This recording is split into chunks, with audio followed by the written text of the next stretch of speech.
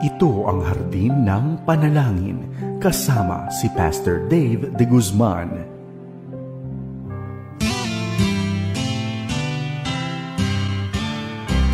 May harding mapananalanginan, doon si Jesus naghihintay. O kay inam ng panalangin ang hardin, doon kay gandang manalangin. Tayong natulog sa luklukan ng Diyos sa hardin ng pananalangin. Isang magandang araw po ng Huwebes sa inyo mga kaibigan. Kamusta ka na? Naway nasa mabuti kang kalagayan maging ang iyong pamilya. Sa araw nito tayo ay makararanas ng iba't ibang uri ng pagpapala at kabilang rito ay pagpapalang spiritual sapagkat tayo ay dudulog sa salita ng Diyos.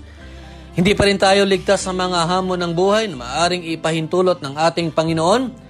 At kung sa mga sandaling ito ay hindi maganda ang iyong nararanasan, kaibigan, sa larangan ng pananalangin, na mamaya ay ating gagawin, maihahaing natin anuman ang ating damdamin. At wag nating kalilimutan, tayo ay mag-aalay pa rin ng pasasalamat sapagkat patuloy ang katapatan ng Diyos sa ating buhay. Bago natin gawin ang mga bagay na nabanggit ko, hayaan muna natin siyang mangusap sa atin sa pamamagitan ng kanyang salita. Kaibigan, kapupulutan natin ang aral ang salita ng Diyos. Kaya halika, samahan mo ako ritong muli sa ating programang Hardin ng Panalangin.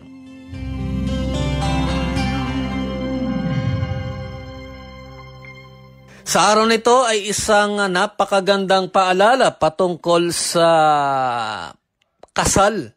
Ano ba ang panuntunan ng Diyos patungkol sa pag-aasawa o patungkol sa mag-asawa? Bago natin tunghayan ang isang maikling talata sa aklat ni Mateo, tayo muna ay manalangin. Dakila naming Diyos, marami pong salamat at sa mga sandaling ito kami po ay makadudulog sa inyo at makapag-aaral muli ng inyong salita. Sa maraming kapamaraanan o Diyos, hangad po namin kayo po ay mangusap sa amin. Pagpalain mo kami at ngayon pa lamang nag-aalay na kami ng amin taus-pusong pasasalamat at pagpupuri sa pangalan ni Jesus. Amen.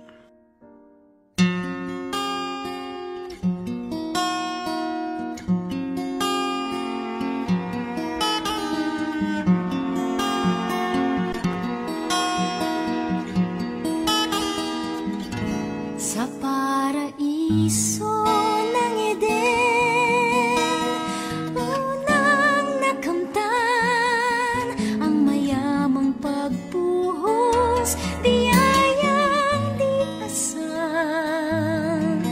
At kayo na lang pagpapatawad mong naan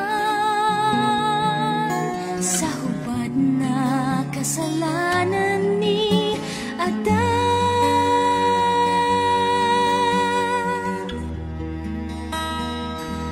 Hanggang pag-agos ng taon, saksing kasaysayan, bawat hibla sa panahon ng iyong pagmamahal. Sa gitna man ng laksa-laksang pagkukulang,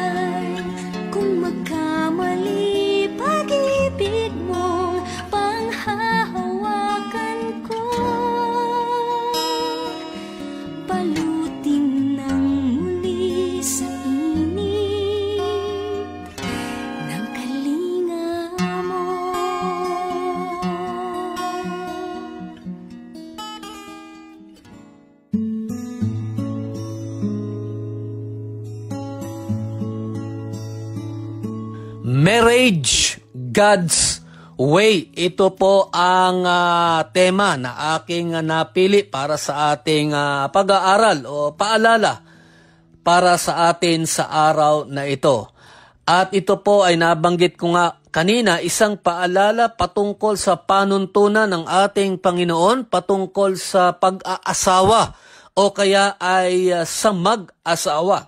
Alam mo kaibigan, ang relasyon ng mag-asawa, ito ay panghabang buhay. Kaya nga, till death do you part. Usually, yan yung isa sa mga panghihikayat. Pagka ang isang ikakasal ay pinagsasabihan ng officiating minister. Sila ay pinaalalahanan na ang relasyon ng mag-asawa ay panghabang buhay. Ano ang natatanging dahilan? Tingnan natin naman kung anong natatanging dahilan. Ayon sa ating Panginoon at sa mag-asawa, kung halimbawa ay piliin ang maghiwalay. Bakit? Sa anong paraan at ipahihintulot ng Diyos ang ganitong paraan upang ang kanyang pinagbuklod ay malagay sa isang hindi magandang relasyon. May isang dahilan kung bakit ang mag-asawa ay maaaring ipahintulutan ang paghihiwalay. Sa aklat ng Mateo, Kabanata 11, talata 9, ganito ang ating mababasa. Isang talata lamang tayo. Matthew chapter 19 verse 9, sabi rito, "Kaya sinasabi ko sa inyo, kung makikipaghiwalay ka sa asawa mo, maliban sa nangaliwa siya, at nag-asawa ka ng ulit, tinuturing na pangangalunya iyon." Alam mo, napakapayak nung sinabi ng ating Panginoong Jesucristo. Sa wikang English nga, "And I say to you, whoever divorces his wife, except for immorality, and marries another woman, commits adultery." Yan ang sinasabi ng ating Panginoon.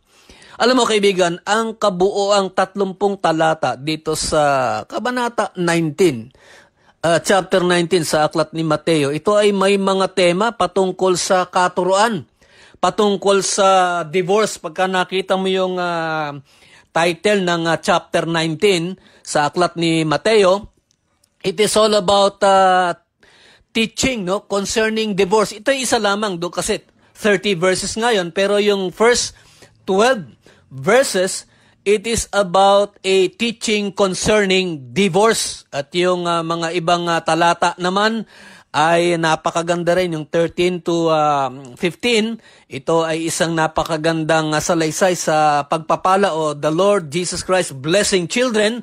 And the remaining verses 16 to 30, ito ay isang salaysay patungkol sa lalaking mayaman. So yung 30 verses dito sa Kabanata 11, ito ay may 3 tema.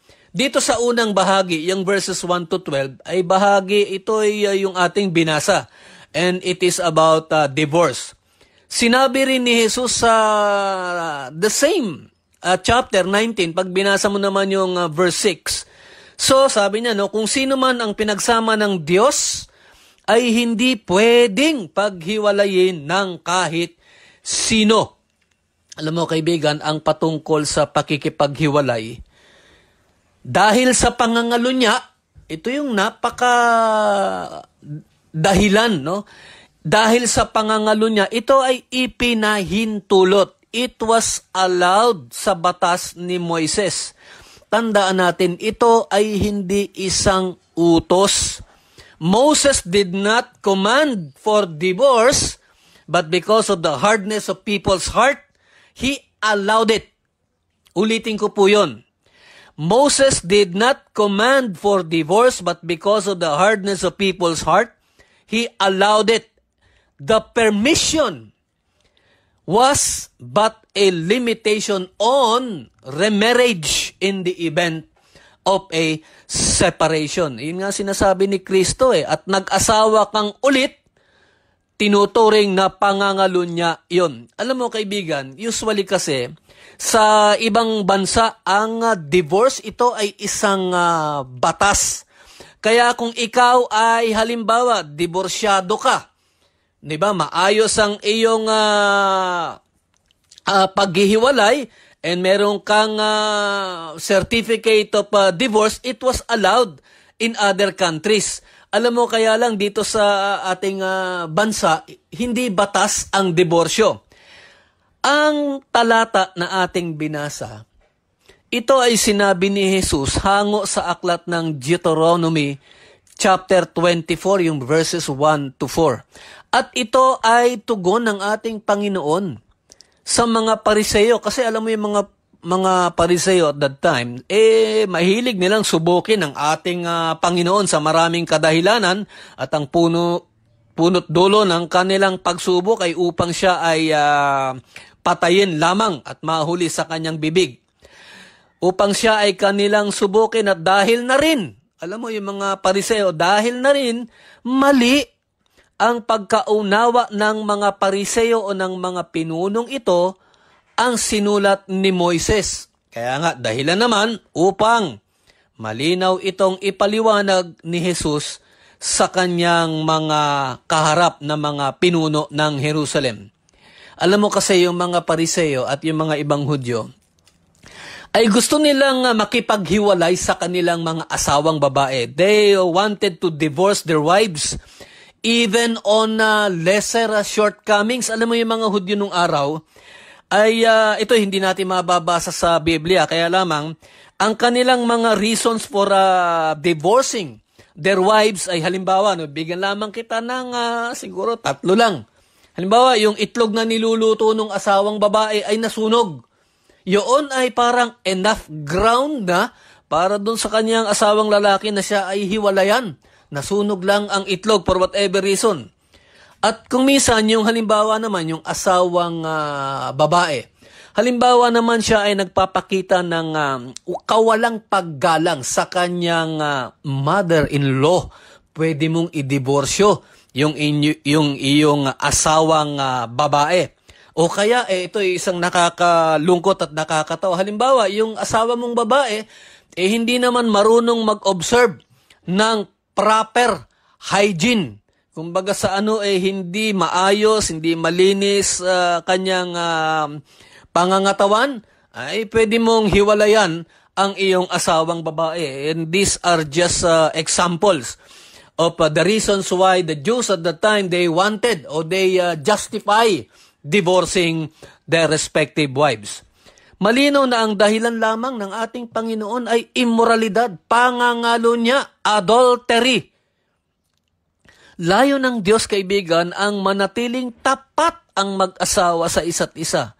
Ang anumang usapin o maaring alitan ng mag-asawa.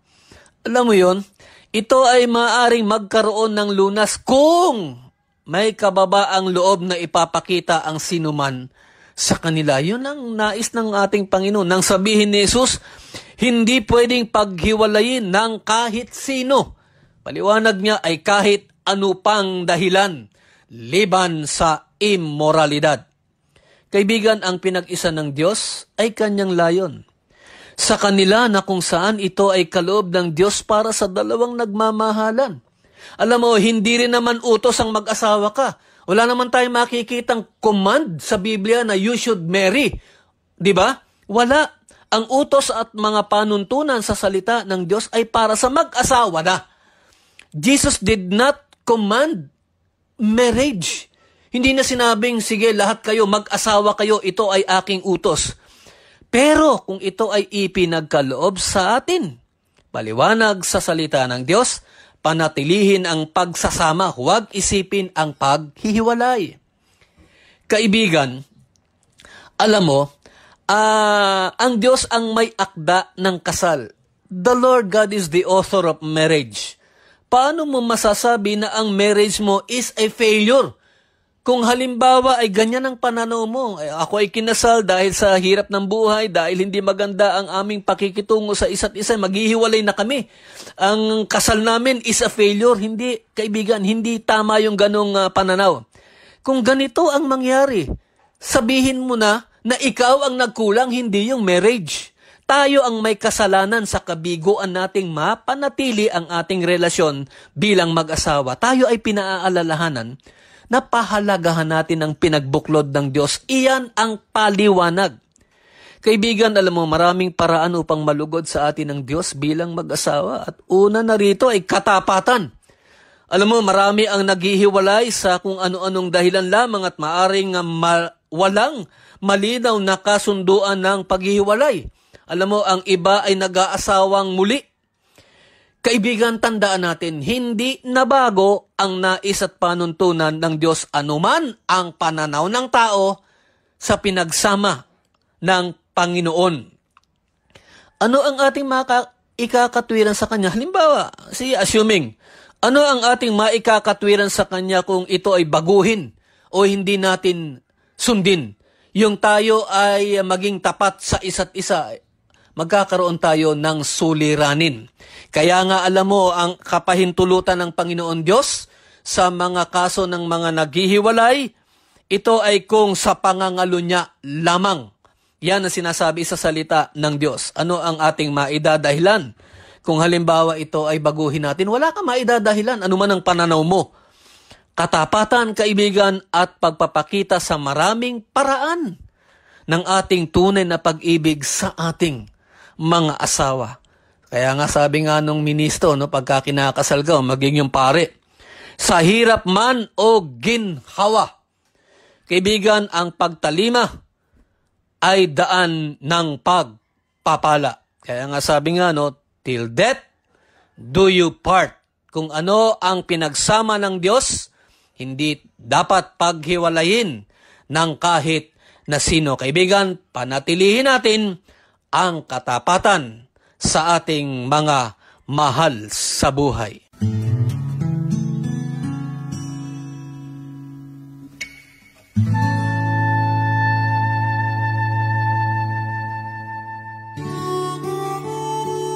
Kapayapaan ng Diyos ang sumating lahat.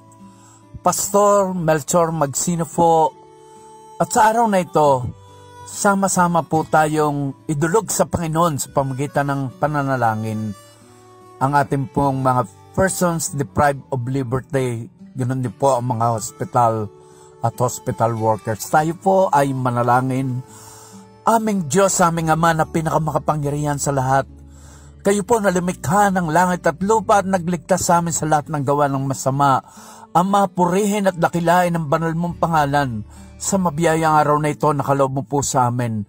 Kami po ay nagpapakumbaba, Ama, at patuloy na lumalapit at dumudulog sa trono ng kahabagan mo. At amin pong itinataas sa inyo may kapakumbabaan, Ama, ang amin pong mga kababayan, persons deprived of liberty na nasa mga, lalo na ngayon crowded po yung mga facilities sa mga city facilities po ay aming inihiling at dinadalangin sa inyo, lalo sa panahong ito na hindi pa po nawawala yung pandemya sa amin pong minamahal na bayan. Ay ang aming dalangin, Panginoon, ang hiling namin ng proteksyon at pag-iingat mo sa kanila, Panginoon. Alam po naming mahal mo po sila at ang nais mo, nandun mas sila sa ganong pasilidad na kalagayan, ay naniniwala po kami, Panginoon, na aabot mo po sila ng mensahe ng inyo pong pagliligtas na ginawa para sa bawat isang tao na inalay mo inyong buhay dahil sa kasalanan. Ama, maraming salamat po dahil alam po naming patuloy kang mamamagit at aabutin mo po sila sa kanilang mga kalagayan. Amin din pong idinadalangin ng mga hospitals, dakilang Diyos, na sa panahong ito ay siyang mga pangunahin ng mga health workers, mga frontliners, na pangunahin pong, Panginoon, siyang humaharap, Panginoon, sa laban sa pandemyang ito. Pero naniniwala po kami, ko po may kontrol nito, at salamat po dahil sa aming paghiling at pananalangin sa inyo, sa kanila pong gabay, patnubay at pag-iingat at proteksyon ay sasailalim po sila sa inyong mayamang kalinga at pagpapala. Ama, dalangin din po namin ang mga dinapuan ng karamdaman, dakilang Diyos. Kami po ay sa inyo lumalapit para po sa kanilang kagalingan dahil may pangako kang kagalingan, Ama, mula sa pangako na ang aming Panginoong Jesucristo na sa mga latay na kanyang tinanggap ay naging kagalingan po ng bawat isa sa amin. Maging ang kanila pong mga mahal sa buhay, Panginoon, sa kanilang mga pangangailangan, hindi lang sa material, kundi dakilang Ama, lalong higit sa emosyonal na sa ganitong mga panahon ay mahirap po, Panginoon, kung walang kalakasan at kapayapang ipagkakaloob mo. Dalangin po rin namin at nagpapasalamat kami sa FABC sa DCS, ang hardin ng panalangin na sa bawat araw sa aming pananalangin alam po namin kinakatagpo mo at laging handang pakinggan, tugunin ang mga kahilingan namin ng ayon sa inyong kalooban. Pagpalain mo po ang programang Hardin at ang mga kapatid na patuloy na ginagamit mo upang dumaloy ang pagpapalang ito sa bawat listener. Salamat, purihin ka, ito po ang aming panalangin, pagpupuri, pagkapasalamat sa pangalang banal ng aming Panginoon, tagapagligtas na si Jesus. Amen at Amen. Sa araw po ng Huwebes, February 18, bahagi po ng ating programa dito sa Hardin ng Panalangin ay ang pamamagitan po sa pananalangin para po sa ating mga kapatid sa pananampalataya. Dakila naming Diyos, marami pong salamat at muli sa araw na ito ay magagamit po namin ang isang napakagandang pribileyo upang mamagitan sa larangan ng pananalangin para sa aming mga kapatid sa pananampalataya. Naway magkaroon po ito ng katugunan ayon sa inyong layon at panahon. Nananalangin po kami para kay kapatid Oma. Siya po ay dumudulog sa inyo at humihiling ng kagalingan mula sa kanyang ubo. Naway ito po ay inyong ipagkaloob para kay kapatid Oma. Sa father-in-law naman po ni kapatid Tess, ay kagalingan din po ang aming kahilingan. Kenyana, kagalingan rin po ang aming pamamagitan at maging kay kapatid LV, kalakasan at divine healing. Ito po ang kanilang mga ipinapanalangin sa inyo sa mga sandaling ito. Kagalingan para kay kapatid Oma, sa father-in-law ni Tess, kay Niana at kay LV. Dumudulog naman po kami para sa kapatid ni Jenny, deliverance from vices sapagkat mayroon po siyang struggle sa kanyang buhay. Hinihiling po niya na naway magtagumpay ang kanyang kapatid, ang kapatid ni Jenny, sa kanya pong pagkaalipin sa anuman pong uri ng bisyo na mayroon ang kapatid ni Jenny. Protection naman po sa pamilya ni Tess, yan po ang kanyang hinihiling. Kay kapatid Soli, financial provision for the entire family. Kay kapatid Josephine ay ganun din po, protection sa kanyang buong sambahayan at isang maayos na kalusugan. Kay kapatid Johnson na isang frontline ay patuloy po kaming nananalangin ng proteksyon at isang maayos na kalusugan. Proteksyonon mo o Panginoon si kapatid Johnson from COVID-19. Kay Ate Marlene at kay Adet ay idinudulog po nila ang kanilang kalusugan sa inyo sa anumang kadahilanan. Maaring ang mga kapatirang ito ay nanlulumo physically at meron po silang emotional struggle sa kanilang buhay. Naway ipagkaloob mo ang kanilang kahilingan. Nagpapasalamat naman po ang mga sumusunod na kapatiran. Si kapatid Beth, sapagkat siya po ay nakakalakad na at siya po ay nakakapagsalita na. Maaring Panginoon Diyos for one reason or another, nahirapan siyang makapagsalita at makalakad. At maari yung kanyang kondisyon ay naging sanhi ng kanyang panandaliang kondisyon na siya po ay hindi nakakapagsalita at nakakalakad. At ngayon po ay ganito po ang kanyang nararanasan. Nagkakapagsalita at nakakalakad, nagpupuri sa iyo, Panginoon. Kay kapatid Neng, Siya po ay nagpapasalamat sapagkat tinugon mo ang kanyang pananalangin para po sa kanyang mga anak. Siya po ay nagpapasalamat at ipinagkakaloob niya ang kanyang papuri sa lahat ng ginawa mo, O Diyos, sa kanyang buhay. Narinig mo, O Diyos, ang kahilingan ng kagalingan, maging ang pagpapahayag ng pasasalamat ng mga kapatid na ito. Naway patuloy mo silang palaguin sa kanilang pananampalataya at kami po ay nagpapasalamat sa lahat ng ginagawa ninyo sa aming buhay sa pangalan ni Jesus. Amen.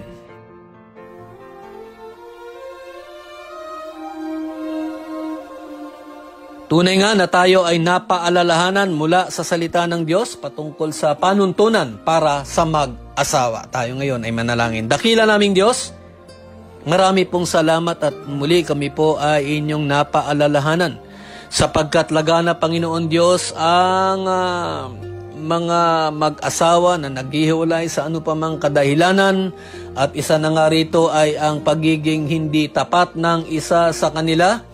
Ngunit Panginoon, hindi iyon ang iyong nais. Ang nais mo ay manatiling tapat ang mag-asawa sa isa't isa upang magkaroon ng katuparan ang inyong layon sa isang pamilya. Naway pagkalooban mo kami ng kababaang loob upang bilang kami na mga may asawa, magampanan po namin ang aming tungkulin sapagkat hindi naman lahat, Panginoon Diyos, ay mag-aasawa. Ang iba ay pinipili na maging sila ay hindi na lumagay sa ganitong kalagayan. Ngunit sa lahat po ng mga mag-asawa, naway tulungan mo kami na mapanatili namin ng katapatan higit sa lahat sa inyo at sa aming mahal na asawa. Ang aming pasasalamat sa pangalan ni Jesus. Amen.